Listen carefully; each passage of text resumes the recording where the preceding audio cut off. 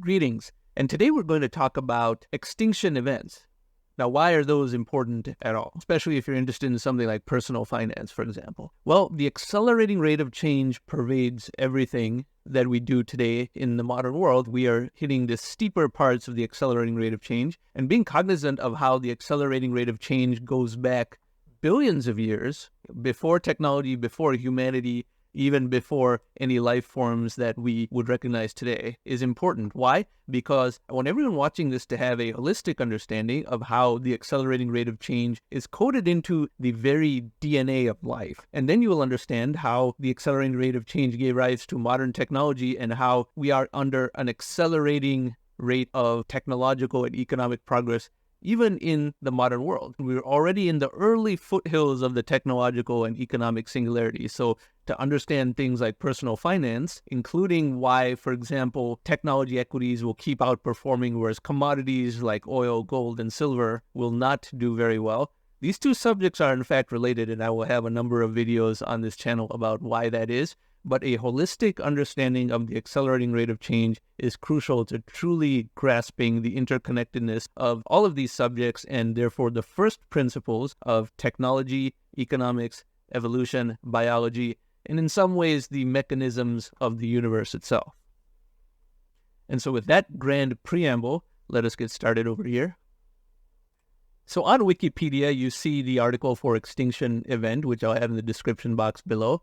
An extinction event is defined as something where a large portion of all life on Earth, 99+% of all individual life forms, and 90% of all species, and sometimes entire categories of species, entire varieties of creatures have been eliminated, never to return again.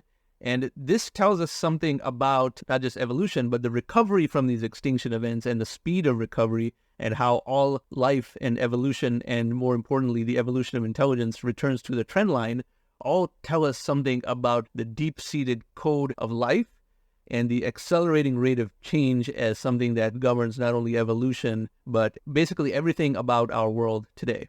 So keeping it simple, there have been a number of these extinction events, but we're going to focus on just two for the purposes of this video. We are going to focus on the biggest one that ever happened, where my cursor is right now, the Permian-Triassic extinction event, 252 million years ago, and the most famous one that ever happened, the Cretaceous-Paleogene extinction event 66 million years ago. But now, before we go to the first extinction event, a note on the charts and the difference between linear versus accelerating rates of change. This chart only accounts for the last 542 million years, from the Cambrian explosion to the present. And the second of the two that I'm going to talk about, the Cretaceous-Paleogene event, looks very close to the present. However, brief sidebar over here, I pull up this chart, which is also in my Atom publication in the first chapter, the prologue.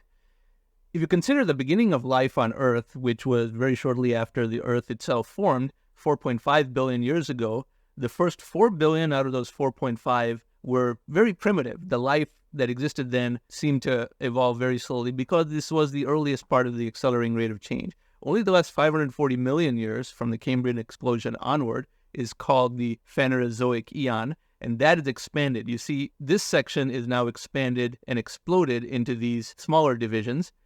And now we're going through the Paleozoic era. And the two extinction events we're going to talk about today actually bookend the Mesozoic era. The first one, 252 million years ago, and the second one, 66 million years ago. So two big reset buttons for all life on Earth, and how evolution had to redirect in entirely different directions. And that's how we're going to frame the discussion today. The two bookends of the Mesozoic era are what we're looking at, and both are very recent compared to the entire history of the Earth.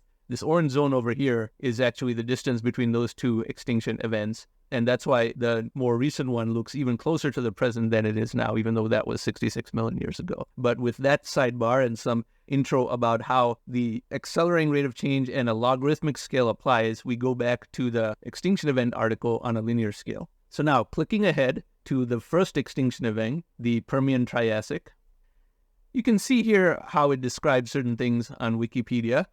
57% of all biological families and 83% of all genera became extinct. That means entire categories of creatures, entire types of organisms became extinct. And this happened a long enough time ago that the recovery was slow.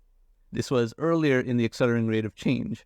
And therefore, that is a lesson for why the recovery took so much longer. It took, by many accounts, 10 years for life to fully recover, and the species that existed after the extinction event were, of course, very different, as we shall see. So, not to go through the whole Wikipedia article, but geologically you can see evidence across the world of a boundary between the period immediately before the extinction event, the Paleozoic era, and the period immediately after, the Mesozoic era, 252 million years ago. And the causes of the impact event are not known. Because it was so long ago, it is most likely a large asteroid hitting the Earth, because that was the cause of the next one we're going to talk about. But we don't know, because since it was so long ago, the evidence that could have existed is pretty much erased. Even large craters don't last for more than 200 million years in many cases, because the Earth's crust has a 200 million year turnover period. So even though we did figure out that the next extinction event I'm going to speak about was because of a large asteroid, we don't know if that's the reason for this one, which was much further back in time. However, it's safe to assume something similar to a large asteroid occurred, some large natural disaster. It was not necessarily a very gradual extinction because of the scale of destruction. But the greatest breadth and depth of extinctions that ever happened in this particular extinction event. And the way evolution redirected became very, very different. For that, I flipped to this other chart. This chart is also from Wikipedia, and it is also not linear, of course. But you can see here, the bookend between the Paleozoic and Mesozoic, very dramatic change. It was a mass extinction of fishes. The variety of fish species used to be very wide, as you can see from where the cursor is here, and it became a lot less. Amphibians also did not see a huge reduction in the variety of species at the time, but the larger ones went extinct much more so than the smaller ones. And reptiles, which were almost nothing at the time of this extinction event, became far, far, far more dominant. We know of those as dinosaurs, and they emerged somewhat after the extinction event in the middle of the Triassic period. But as you can see, this reset effect had occurred. Mass extinction of fishes, dramatic displacement of amphibians with reptiles 252 million years ago, forming the boundary between the Paleozoic and Mesozoic era in terms of our geological classification. By many accounts, it took 10 million years after this event for life to recover, because it was, once again, not as far along in the accelerating rate of change as we are today, or even as was the case 66 million years ago. Therefore, the emergence of actual dinosaurs was in fact several million years after this event, as you can see. Now, since we're on this chart, we proceed to speak about the second major extinction event that we will discuss in this video, which is the much more famous one. It was less severe in that the totality of extinction was not as much as the one 252 million years ago, but it's more famous from the human point of view because the dinosaurs went extinct, and dinosaurs are well known. A lot of the Paleozoic creatures that went extinct are less familiar to mainstream audiences, but dinosaurs being much more familiar, therefore this extinction event, while not as extreme in scale, although still pretty severe, is the more famous one, 66 million years ago, marking the end of the Mesozoic era and the start of the Cenozoic era. So back now to the main Wikipedia article. Going to this relatively recent one, Cretaceous-Paleogene extinction event, clicking on that link. You can read about more details about this, but what is interesting is how upfront in the article it says a very important detail, which is, with the exception of some ectothermic species such as sea turtles and crocodilians, no tetrapods, meaning four-legged creatures, weighing more than 25 kilograms, 55 pounds, survived. Now that is very important. This extinction event, which as we saw was not as big as the one 252 million years ago, was still big enough to pretty much wipe out all large creatures above the size of a Labrador retriever, perhaps, other than a couple of things like sea turtles and crocodilians. Remember, all the large creatures in the world were reptiles at the time. Not only on land, the dinosaurs, but the oceanic reptiles, which are not technically categorized as dinosaurs, but were also reptiles, they went extinct as well. The asteroid that hit what is today the Yucatan Peninsula in Mexico was 6 miles or 10 kilometers in diameter and kicked up so much debris that the sun was effectively blocked out for about 10 years and entire ecosystems collapsed. The only types of creatures that maybe could survive were those that could eat the corpses of other dead creatures or eat fungus. So detritivores and fungivores, effectively. Therefore, this reset button was also extremely substantial, even though it was not as big as the one 252 million years ago.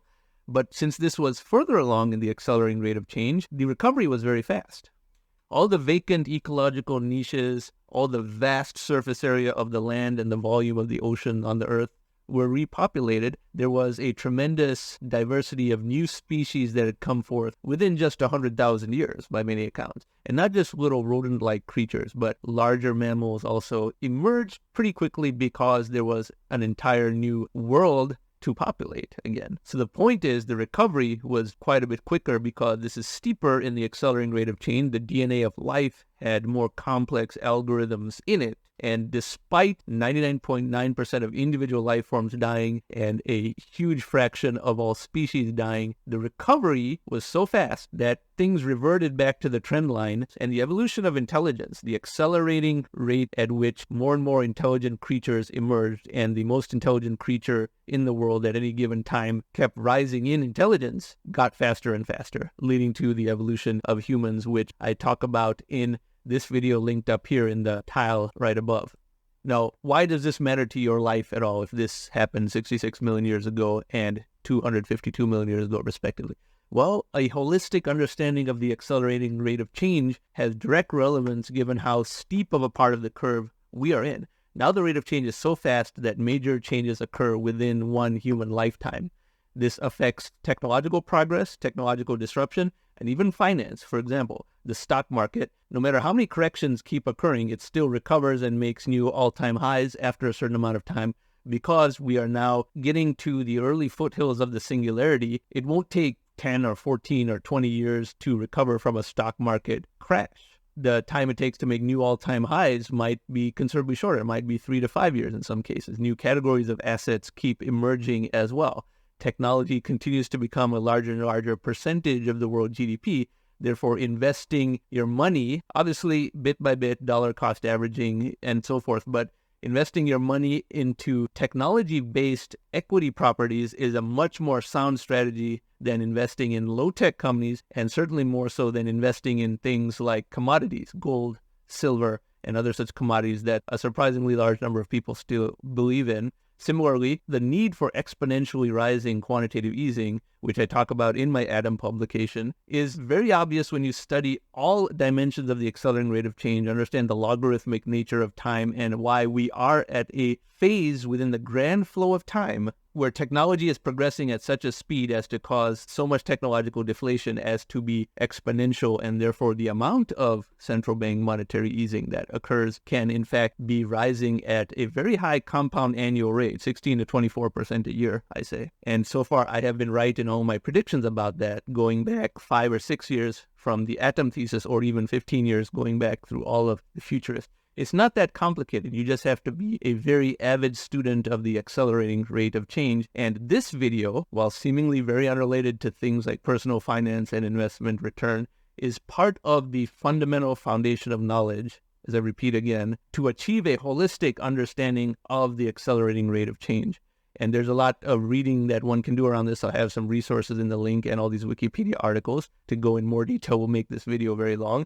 But this is just one of these subtopics within that entire body of knowledge. If you like this type of content, then I encourage you to upload this video and subscribe to this channel. Thank you very much for watching. There's more to come in the near future.